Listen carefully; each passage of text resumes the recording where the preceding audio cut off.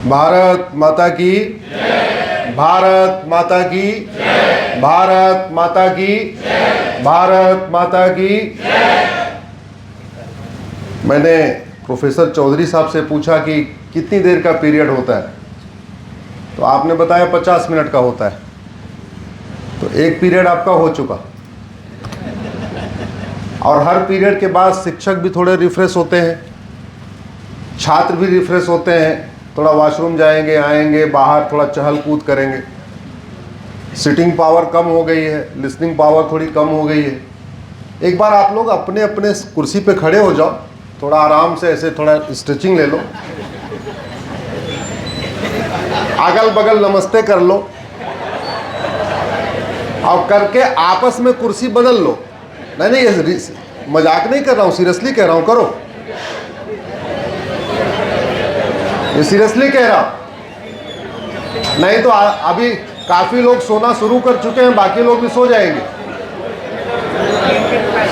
हाँ, वंदे वंदे वंदे। सबसे पहले हो गया, थोड़ा कंफर्टेबल हो गए।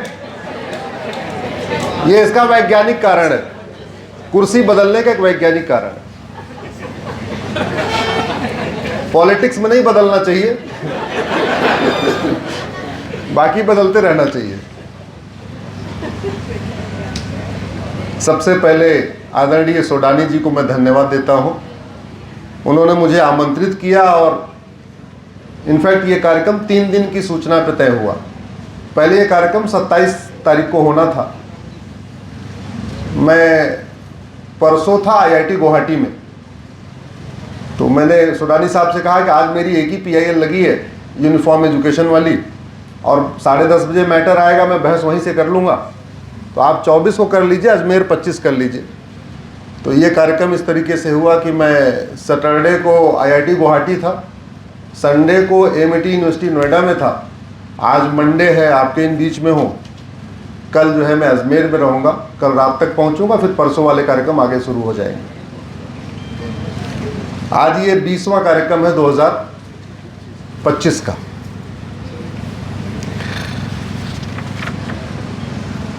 भीमराव अंबेडकर शोधपीठ है, कबीर सर्किल के पास। आशा करता हूं आप लोगों ने डॉक्टर अंबेडकर के अलावा डॉक्टर कबीर को भी अच्छी तरीके पढ़ा होगा। पढ़ना चाहिए, बड़ा आवश्यक है कबीरदास जी को भी पढ़ना। कबीरदास जी को जीवन में उतार लें, बाबा साहब अंबेडकर को जीवन में उतार लें, आधी समस्या का समाधान हो जाए। ये दोनों महान लोग मेरे आदर्श हैं। मैं जितना डॉक्टर अंबेडकर को पढ़ता हूँ, उतना ही कबीरदास जी को भी पढ़ता हूँ।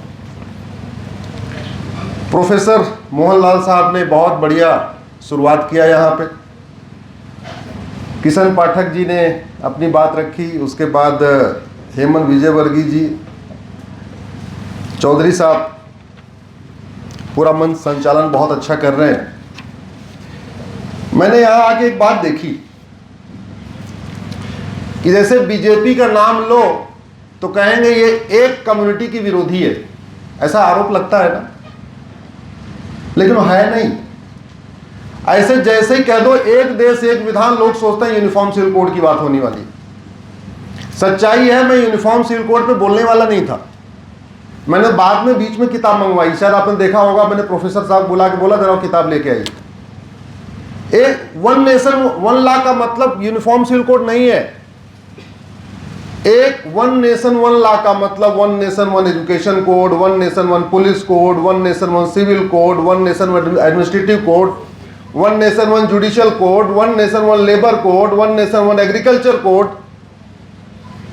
ऐसे मेरी 25 PIL है यूनिटी यूनिफॉर्मिटी के ऊपर। लेकिन अब चूंकि लगा ऐसे दिमाग में है कि बोलने वाला वही हूं, तो मैंने किताब रख लिया है। 3 विषय रखूंगा, उसमें तीसरे नंबर पर उसको रखूंगा।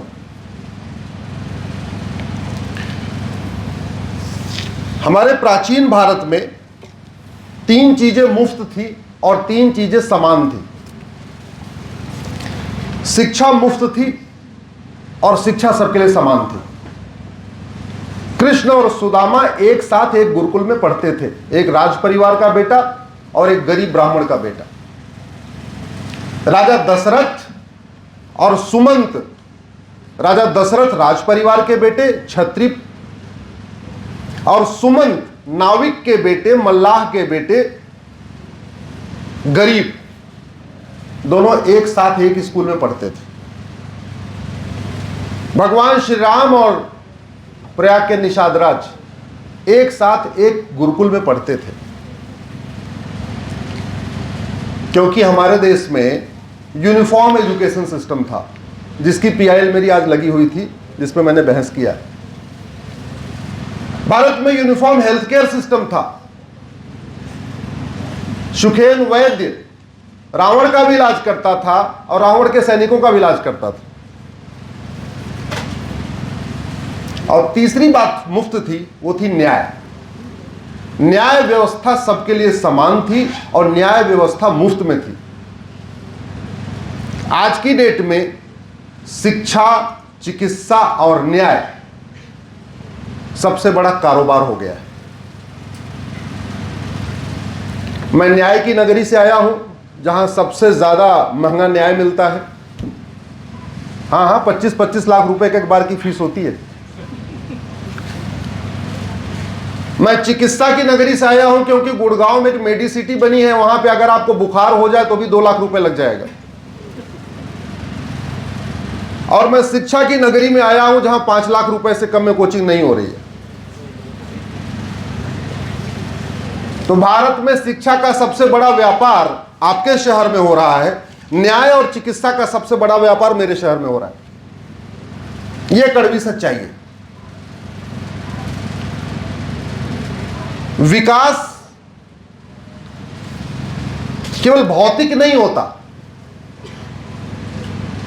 जैसे व्यक्ति का विकास, व्यक्ति को अच्छा तब मानेंगे जब उसका भौतिक विकास भी हो, लंबाई अच्छी हो, ठीक ठाक हो, ज्यादा चौड़ा भी ना हो, कम चौड़ा भी ना हो, राइट।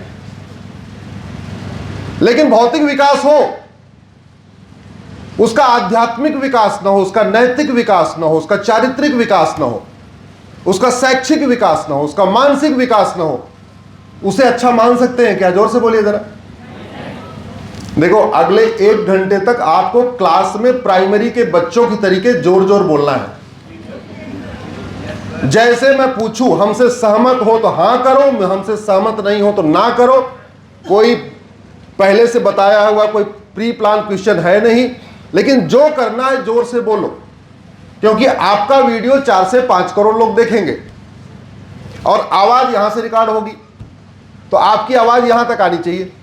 हमारे सहायक जो रिकॉर्ड कर रहे हैं, वो आपकी आवाज वहां नहीं सीधे पहुंचेगी, इधर आएगी, तब पहुंचेगी वहां पे। मैं आपसे भी आग्रह करूंगा, जरा बीच बीच में थोड़ा घुमाते रहिएगा। तो जितना आवश्यक है भौतिक विकास, उतना ही आवश्यक है नैतिक विकास, उतना ही आवश्यक है मानसिक विकास, उतना ही आवश्यक है चारित्रिक विकास, उतना ही आवश्यक है आध्यात्मिक विकास। अब इसको देश पे ले जाइए, तो जैसे देश का भौतिक विकास आवश्यक है, वैसे चारित्रिक विकास, नैतिक विकास, आध्यात्मिक विकास भी आवश्यक है। तो सवाल है, देश का चारित्रिक विकास कौन करेगा, नैतिक विकास कौन करेगा, भौतिक विकास कौन करेगा? तो सरकारों के ज्यादातर मंत्रालय भौतिक विकास करते हैं। Ministry of road transport, PW department कौन सा विकास करता है? जोर से बोलिए। भौतिक, आध्यात्मिक, भौतिक। परिवहन विभाग कौन सा विकास करता है? भौतिक। मिनिस्ट्री ऑफ सिविल एविएशन कौन सा विकास करती है? भौतिक। मिनिस्ट्री ऑफ कॉमर्स कौन सा विकास करती है? भौतिक। मिनिस्ट्री ऑफ इंडस्ट्री कौन सा विकास करती है? भौतिक। तो देश का चारित्रिक विकास, नैतिक विकास, आध्यात्मिक विकास जो बहुत जरूरी है, उसको 3 डिपार्टमेंट करते हैं। Ministry of education, ministry of law और मिनिस्ट्री ऑफ कल्चर। ये 3 करते हैं।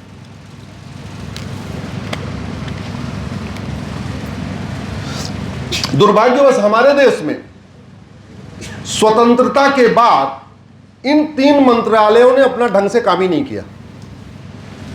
एयरपोर्ट खूब बनाए, हाईवे खूब बनाए, सड़कें खूब बनाई, सब कुछ बनाया, लेकिन यह समझने की कोशिश नहीं किया कि भौतिक विकास के साथ आध्यात्मिक, चारित्रिक, नैतिक, मानसिक यह विकास कैसे होगा।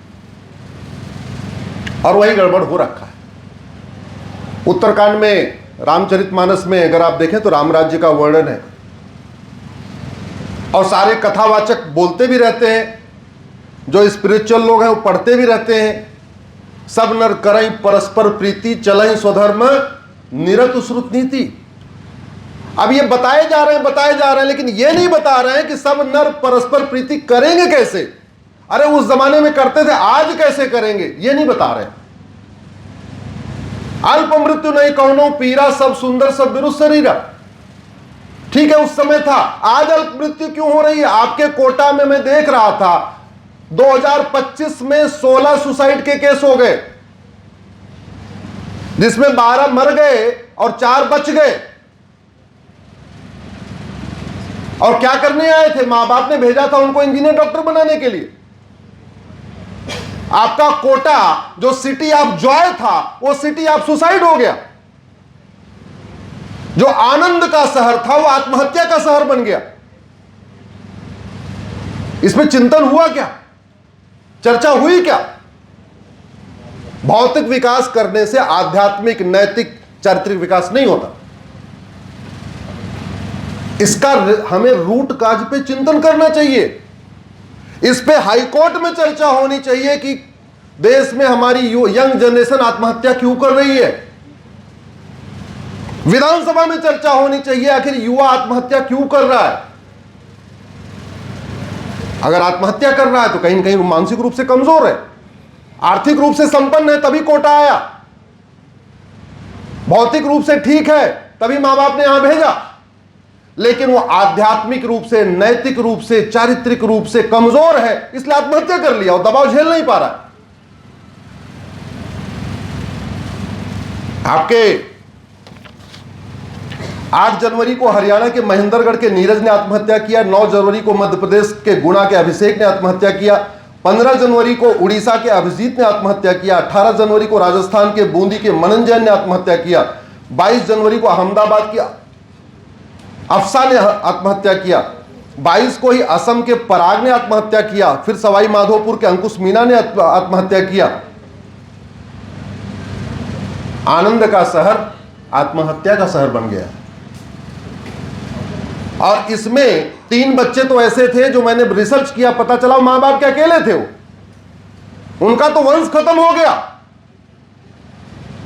एक बच्चा था, डॉक्टर बनने आया था, आके आत्महत्या कर लिया, वंश खत्म। कौन देखेगा मां बाप के बुढ़ापे का सहारा, कौन बनेगा? इस पे चिंतन होना चाहिए, इस पे चर्चा होनी चाहिए। मैं समाधान की बात करूंगा, मैं समस्या को नहीं बताऊंगा, अभी मैं समाधान पे आने वाला हूं। 8 सप्ताह, 8वां सप्ताह है ये 2025 का, और 16 आत्महत्या एक शहर में, कोटा में।